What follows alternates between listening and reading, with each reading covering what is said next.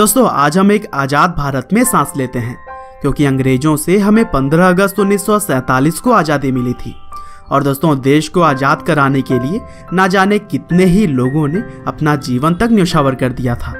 हालांकि यहाँ भी आज़ादी के लिए लड़ने वाले खासकर दो अलग अलग विचारधाराओं में बटे हुए थे, जिनमें से एक तरफ तो वो लोग थे जो कि आज़ादी को अपनी ताकत के दम पर छीनना चाहते थे, तो वहीं कुछ लोग शांतिपूर्वक अहिंसा के मार्ग पर चलते हुए आज़ादी हासिल करना चाहते थे। और दोस्तों इन्हीं अहिंसकवादी लोगों में से एक थे राष्ट्रपिता कहे जाने वाले मोहनदास करमचंद गांधी, जिन्हें कि हम सभी आमतौर पर महात्मा गांधी के नाम से जानते हैं। और दोस्तों गांधी जी भारतीय इतिहास के वह व्यक्ति हैं जिन्होंने देश हित के लिए अंतिम सांस तक लड़ाई की है, और उन्हीं की तरह ही हजारों वीरों की वजह से हमारा देश 1947 में आज़ाद हो सका था। तो दोस्तों आज के इस वीडियो में हम भारत के सबसे लोकप्रिय लोगों में से एक महात्मा गांधी के जीवन के बारे में जानेंगे कि किस तरह से आखिर अहिंसा के मार्ग पर चलने वाले गांधी जी ने अंग्रेजी हुकूमत को हिलाकर रख दिया था।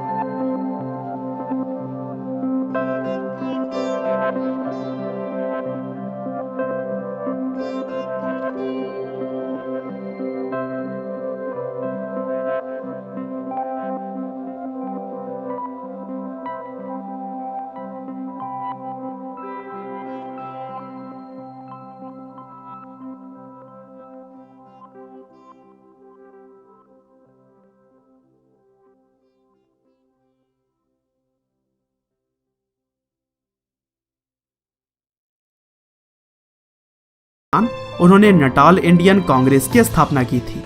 और दोस्तों अफ्रीका में रहते हुए गांधी जी ने एक निडर सिविल राइट्स एक्टिविस्ट के रूप में खुद की पहचान बना ली थी।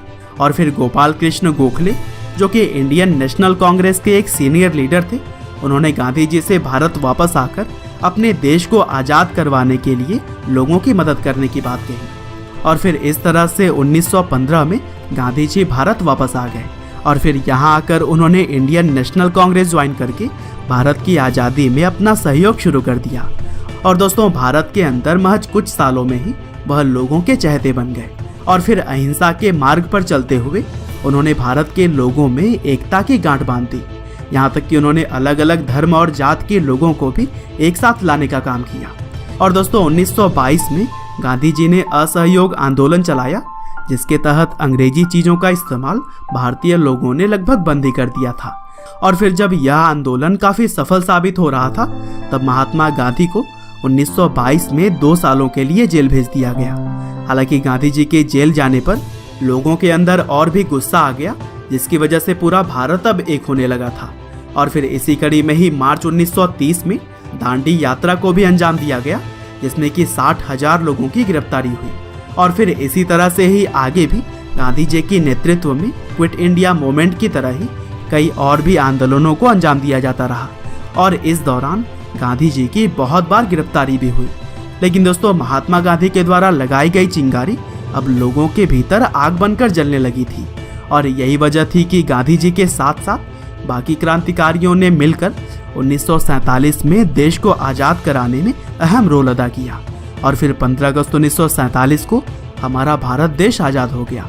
हालांकि अभी देश के अंदर आज़ादी का जश्न चल ही रहा था, तभी 30 जनवरी 1948 को नाथूराम गोडसे ने गांधी जी की गोली मारकर हत्या कर दी और फिर इस घटना ने न सिर्फ देश में बल्कि पूरी दुनिया में ही शोक फैला दिया। हालांकि 15 नवंबर 1949 को गांधी जी के हत्यारे नाथूराम को फांसी दे दी गई थी। बहरहाल दोस्तों, अंत में बस मैं यही कहना चाहता हूँ कि जब तक गांधी जी जीवित रहे तब तक अहिंसा को ही हर चीज का जवाब मानते रहे और इसी सिद्धांत के दम पर ही उन्होंने अपनी पहचान बनाई थी। हालांकि भले ही वह अब हमारे बीच नहीं है, लेकिन उनकी सीख और उनके सिद्धांत आज भी पूरी दुनिया मानती है। उम्मीद करते हैं कि गांधी जी की यह बायोग्राफी आपको जरूर ही पसंद आई होगी। आपका बहुमूल्य समय देने के लिए बहुत बहुत धन्यवाद।